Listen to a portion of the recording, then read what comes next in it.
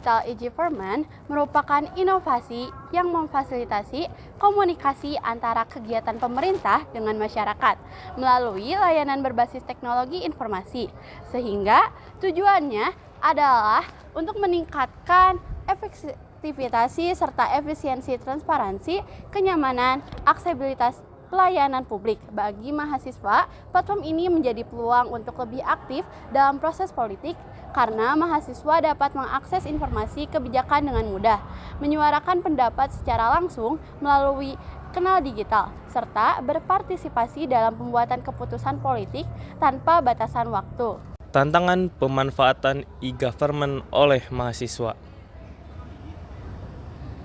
A. Kurangnya literasi digital. Banyak mahasiswa yang belum memahami cara memanfaatkan platform ini secara optimal untuk menyuarakan aspirasi politik. B. Ketidakmauan untuk berpartisipasi sebagai mahasiswa, merasa bahwa kontribusi mereka melalui platform e-government tidak memberikan dampak langsung, sehingga cenderung apatis. C. Kesenjangan akses digital. Tidak semua mahasiswa memiliki akses ke perangkat ataupun jaringan internet yang memadai, terutama di daerah-daerah yang terpencil. Maka dari itu, sebagai mahasiswa, kita patut untuk memanfaatkan aplikasi digital dengan baik dan bijak, memperkuat kembali literasi digital, ikut serta dalam kampanye digital, dan memanfaatkan platform yang telah disediakan oleh pemerintah. Untuk apa? Untuk masyarakat ataupun mahasiswa. Dampak positif.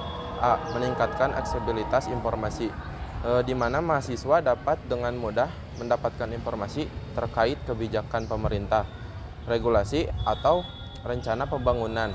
B. Peningkatan transparansi. Mahasiswa dapat melihat sejauh mana kegiatan pemerintah sudah dilakukan. Baik, selanjutnya C. Mendorong keterlibatan mahasiswa aktif dalam kebijakan politik. Mahasiswa yang terlibat di platform e-government dapat lebih memahami proses politik, sehingga mendorong minat mereka untuk aktif di organisasi politik atau menjadi pembuat kebijakan di masa depan. D. Peningkatan akuntabilitas. Mahasiswa dapat memantau kinerja pemerintah dengan lebih baik. Oke, untuk kesimpulan, platform e-government menawarkan peluang besar bagi mahasiswa untuk terlibat dalam proses pengambilan keputusan politik. Dengan memanfaatkan teknologi, mahasiswa dapat menjadi agen perubahan yang berkontribusi pada pembentukan kebijakan yang inklusif dan relevan.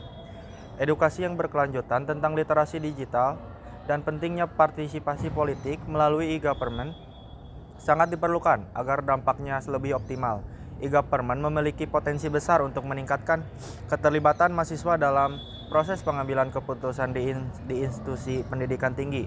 Namun, untuk mencapai manfaat maksimal, diperlukan dukungan yang kuat dari pihak universitas dan pemangku kepentingan lainnya. Dengan mengatasi tantangan yang ada, e-government dapat menjadi alat yang efektif untuk mempromosikan partisipasi demokratis dan meningkatkan kualitas tata kelola di institusi pendidikan tinggi. Contoh platform e-government yang bisa digunakan oleh mahasiswa di Indonesia. Yang pertama ada sistem informasi beasiswa online atau bisa disebut sebagai SIBI.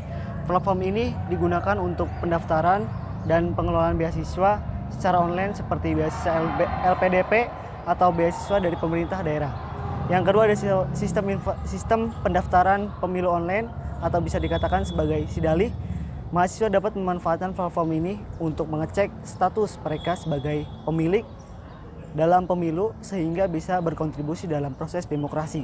Yang ketiga, ada sistem informasi manajemen pemerintahan kemahasiswaan atau bisa disebut sebagai SIMTAKMAWA.